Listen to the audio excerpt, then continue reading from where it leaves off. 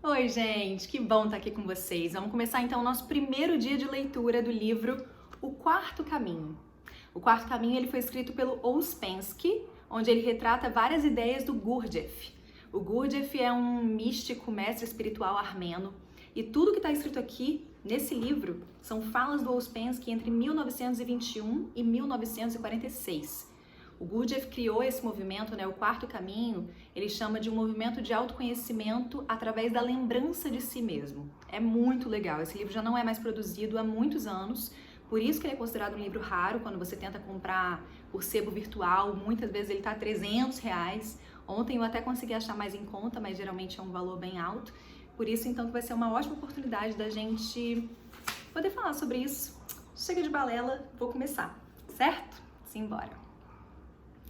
Antes de começar a expor, de modo geral, do que trata esse sistema e a falar dos nossos métodos, quero incutir expressamente no espírito dos leitores que as ideias e princípios mais importantes do sistema não são meus. É isso principalmente que lhes dá valor.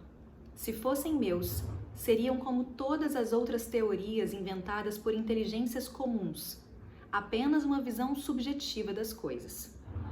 Em 1907, ao começar a escrever A New Model of the Universe, um novo modelo do universo, declarei a mim mesmo, como muitos outros fizeram antes e desde então, que há alguma coisa muito maior e mais importante por trás da superfície da vida que conhecemos. E disse então a mim mesmo que enquanto não soubéssemos mais sobre o que há sob essa superfície, todo o nosso conhecimento da vida e de nós mesmos seria realmente insignificante.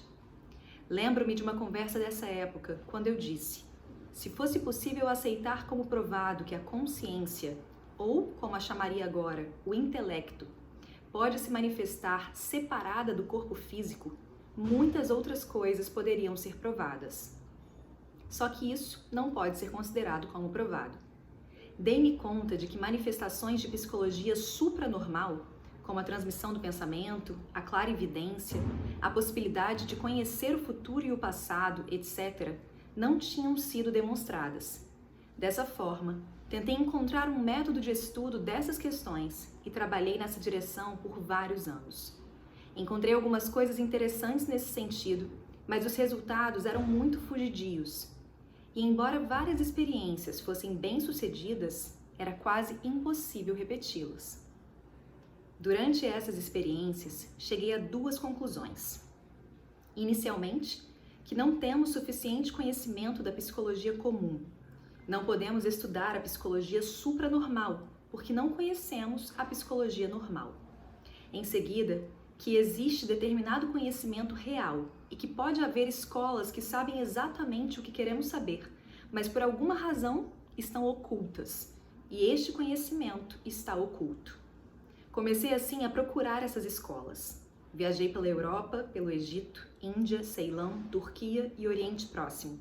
Contudo, foi realmente mais tarde, quando já havia terminado essas viagens, que encontrei na Rússia, durante a guerra, um grupo de pessoas que estavam estudando determinado sistema originário de escolas orientais. Este sistema começava com o estudo da psicologia, exatamente como eu tinha compreendido que devia ser. Olha que legal que ele fala agora. A ideia mais importante desse sistema a ideia mais importante desse sistema era a de que não utilizamos sequer uma pequena parte dos nossos poderes e das nossas forças. Temos em nós, por assim dizer, uma organização muito grande e muito perfeita, só que não sabemos como usá-la. Nesse grupo, utilizavam certas metáforas orientais e me disseram que temos uma casa ampla, cheia de belos móveis, com uma biblioteca e muitos outros cômodos, mas vivemos no porão e na cozinha e não podemos sair dali. Se nos falam do que essa casa tem no andar superior, não acreditamos ou rimos, chamando isso de superstição, contos de fadas ou fábulas. Ele está falando de nós, do que nós somos, do que a gente pode fazer. Podemos dividir esse sistema em estudo do mundo, de acordo com determinados princípios novos, e estudo do homem. O estudo do mundo e o do homem encerram em si mesmos um tipo de linguagem especial. Procuramos usar palavras comuns às mesmas que usamos em conversas habituais, dando-lhes, porém, significado um pouco diferente e mais preciso. O estudo do mundo, do universo, baseia-se no estudo de algumas leis fundamentais que a ciência geralmente não conhece ou não reconhece. As principais são a Lei de 3 e a Lei de 7, que serão explicadas mais tarde. Incluído nisso, e necessário desse ponto de vista, está o princípio de escala, que não entra no estudo científico comum ou entra muito pouco. O estudo do homem está estreitamente ligado à ideia da sua evolução, mas essa deve ser compreendida de maneira um pouco diferente da comum. Geralmente, a palavra evolução aplicada ao homem ou a algo mais pressupõe um tipo de evolução mecânica. Quero dizer que algumas coisas, graças a certas leis conhecidas ou desconhecidas, se transformam em outras, e estas ainda em outras, e assim por diante. Mas do ponto de vista desse sistema, não existe, de modo algum, essa espécie de evolução. Não fala em geral, mas especificamente do homem. A evolução deste, se ocorre, só pode resultar de conhecimento e esforço. Enquanto o homem souber apenas o que pode saber da maneira comum, não há, nem nunca houve evolução alguma para ele. Nesse sistema, um estudo sério começa pelo estudo da psicologia, quer dizer, pelo estudo de si mesmo, porque não podemos estudar a psicologia como o fazemos com a astronomia, fora de nós mesmos. O homem tem de se estudar a si mesmo. Quando me disseram isso, vi imediatamente que não temos nenhum método de estudo de nós mesmos e já temos muitas ideias erradas a nosso respeito. Compreendi, desse modo, que temos que nos livrar dessas ideias erradas e, ao mesmo tempo, encontrar métodos de estudo de nós mesmos. Talvez se deem conta do quanto é difícil definir o que significa psicologia.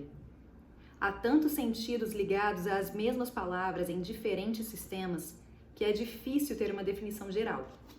Assim, começamos por definir psicologia como o estudo de si mesmo. Temos de aprender certos métodos e princípios, e de acordo com esses princípios e utilizando esses métodos, devemos tentar nos ver de um ponto de vista novo. Aí agora, olha só.